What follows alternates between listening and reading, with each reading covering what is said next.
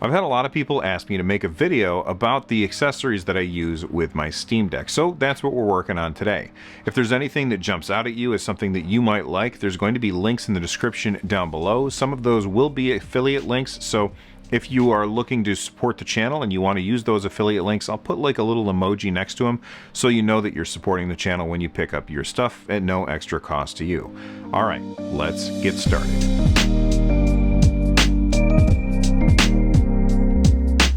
Let's start things off with cases. The official case that comes with your Steam Deck, every single person who has a Steam Deck has one of these. I don't want to spend too much time on it. I think it's great. It definitely protects your Steam Deck, and it has a little elastic band on the back in order to store things under.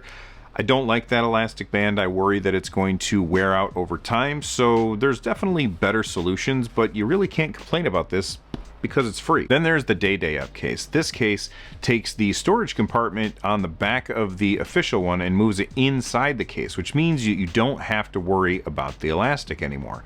Of course, you are adding a lot of bulk, but you're trading the slim case for more storage, which I think that's compelling to a lot of people. You can put your charger in here, and you can even fit the portable battery pack that I use in there. It has a soft pad to protect your screen and a mesh area for some wired earbuds or something.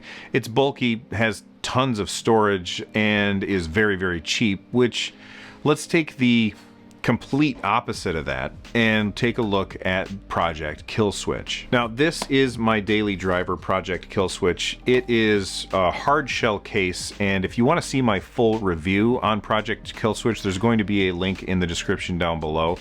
But it's the one that I use almost every day. I don't tend to bring my charging brick with me, and this hard protective shell is super slim, so it goes perfect in my backpack. There's no storage, and it doesn't work with the official dock, but I love this case, and I think that it's fantastic. It's pretty expensive, but I really like what you get with it. Now, if you want to hook your Steam Deck up to a TV, there are lots of different ways to do it. The two that I recommend are the official Steam Deck dock and the iVoler Steam Deck dock. The official one is more expensive, but it gives you a couple of advantages. First off, it comes with an extra charging brick, which is great. It also has DisplayPort, so you can do multi-screen stuff with your Steam Deck if you really, really like desktop mode, and it has firmware updates. My personal favorite right now is the iVoler Steam Deck dock. It doesn't have DisplayPort, but that's not really important to me. And it's more case friendly, which I really like. And then the added bonus is that it's cheaper than the official one, so there's that. If neither of these are your jam, I have a whole video comparing a bunch of different Steam Deck docks, so make sure that you check that out in the description down below. By the way, if you're looking for cheap games to play on your Steam Deck, make sure you check out Humble Bundle. I am a Humble partner, and if you use my link in the description down below, not only are you going to get some really cheap games and really good deals, but you'll also be directly supporting the show. All right, let's talk about the controllers you can use to play those awesome cheap games that you picked up. Now that we've got our Steam Deck hooked up to the TV, we're gonna need a controller. And now while I patiently wait for a Steam controller version 2 to come from Valve, please, Valve, give us a Steam controller version 2. While we wait for that, let's take a look at some of our options for controllers that work with the Steam Deck. Now, first off, the first Steam controller is a fantastic option. It's probably one of my favorite controllers of all time, but for reasons that I won't get into, Valve had to discontinue these, which means they're all but impossible to get your hands on. And if you can get your hands on one, it's going to cost you a pretty penny. The Xbox Series controllers work pretty well with the Steam Deck too. They can toggle back and forth between different connections, so if you've already got an Xbox, you can connect it to the Steam Deck as well, and then simply double tap on the connection button and it'll switch over to the other thing that it's connected to. I find that to be pretty cool. I love the layout, it's well made, and most games have the right glyphs built in for it, which means that when you're told to press X, it's the same layout as the Steam Deck. This one is a cheap version rather than the Elite controller, which means it doesn't have any back paddles, so you are pretty limited on games that aren't built with a controller in mind. Now, I don't have one of these, but I've been thinking about it. That's the Xbox Elite controller. This baby is expensive, but it gets you those back paddles. It doesn't have gyro though, which is pretty disappointing, and it doesn't have a touchpad.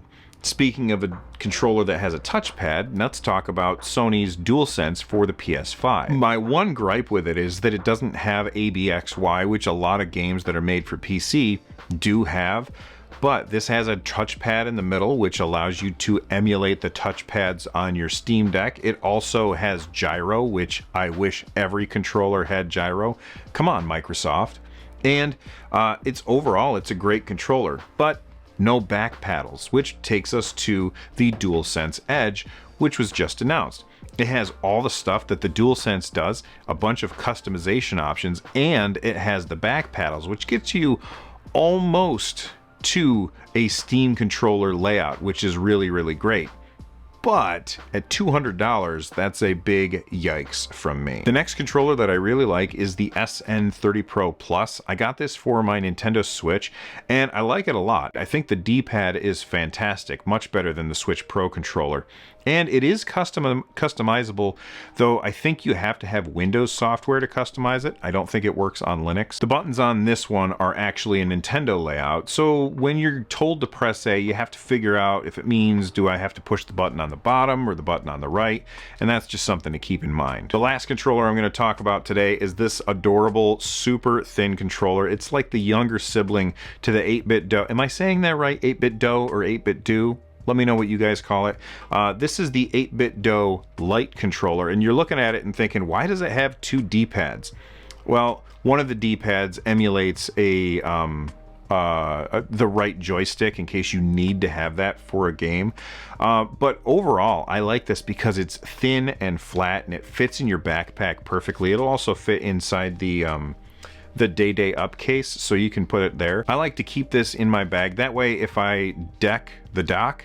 That way, if I dock the deck and want to play some old school emulation games, I always have a thin and light controller with me. My headphones of choice are the Audio-Technica ATH-M50X. Terrible name. These are fantastic. They have a detachable wire, which is great because that's the most likely point of failure for any set of headphones. I feel like they sound great, and they're really comfortable with ear pads that I got from Wicked Cushions. Thanks, Zach. I don't think that I would use these with the cushions that they came with. A lot of people swear by them, but I just don't think they're very comfortable, and the Wicked Cushions are cheap and really comfy. Now, when you plug in your wired headphones into the top of the Steam Deck, it automatically shuts off the inbuilt microphone. This has been confirmed by Valve. So if you're using the M50X, which don't have a built-in mic, then you can either hook them up with a 3.5 to USB-C dongle, or you can get this wire, which has an inline mic. Your voice isn't going to sound amazing, but gaming headphones always have terrible microphones anyway, so I really don't think anybody on the other end is going to complain. Now, the last thing that goes with these headphones is this little Bluetooth adapter. I would not recommend Bluetooth headphones, any kind of Bluetooth headphones to go with your Steam Deck because there's just too much delay, but I wanted to use the same headphones that I have on my Steam Deck with my phone, and I don't like wires when it comes to like having my phone. So I got this little dongle. It plugs right into the headphone port on the headphones, and then I can use the same headphones with my phone and my Steam Deck, and I just think it's cool. Now, I don't personally use desktop mode very often, but when I do, I hate controlling it using the deck controls. I very much would prefer to use a keyboard and mouse, and I've got a couple of really good options for you. Now, I know that this is probably a hot take, but I can't stand wired mice and keyboards. I want them to be wire-free so I don't have wires going all over my desk. So if you're looking for a wired solution, this part is not for you, but I've got some good ones. Let's start with the Logitech G613. I love this thing. It's got media controls on the top, which is great, and it also connects to multiple devices. So you can connect it to your computer with like a dongle and then connect to your Steam Deck via Bluetooth. And then when you dock your Steam Deck and want to go into desktop mode, all you have to do is hit a single button on the keyboard. It switches over Bluetooth mode, connects to your Steam Deck, and then you can easily type out all the Linux commands that you want. Now, this mouse is probably overkill for the Steam Deck. It is the Logitech MX Master 3. I do a lot of video editing, and because I do a lot of video editing, this thing is amazing. It has two scroll wheels, one that goes vertical, one that goes horizontal. It fits my hand perfectly, and it charges via USB-C, so whenever it gets low, I plug it in for a couple of minutes, it bumps it right back up. The battery in this lasts forever, and it's super comfortable. Huge fan of this mouse. Now, those options are great, but they're not exactly portable, and we're talking about a portable system, so what do you want to throw in your bag? And that's this baby right here. It is the iClever BK08 folding keyboard. How cool is that? Not only is it a keyboard, but it's also a little trackpad, so you don't have to use the trackpads on the Steam Deck, and you don't have to bring a separate mouse. It's got little tiny feet, which makes it sit flat on the table, which is great. And it connects to 3 different Bluetooth options, so you can even use this to connect to, say, your phone. I think this thing is awesome. I wouldn't type like an email on it because the keyboard is really cramped and small, but in a pinch, when you have to type out something real quick, this can be really fantastic, and it folds up flat. I love this thing. Let's talk about power. This is the power bank that I use to charge a lot of different things, including the Steam Deck. This has a 20,000 milliamp hour battery, and it can charge your deck on the go from 71% to 100% in about 33 minutes. You're not going to get any low power warnings from the deck if you use the deck while it's charging. It even has a little window which tells you how full it is with the press of a button.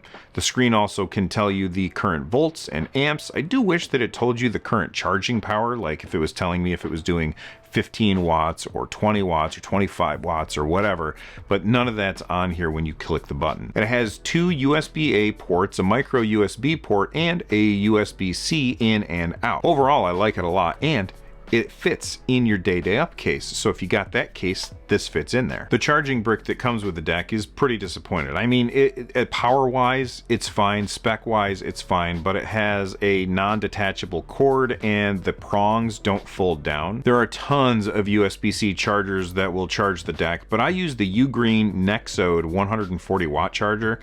This thing is pretty bulky, but it has folding prongs and it can charge your Steam Deck, your iPad, and pretty much anything else that you throw at it without missing a beat. It has 2 USB-C ports and a USB-A port. I'm able to charge my phone, my iPad, and my deck all at the same time, and I don't get any low charge rate warnings from the deck.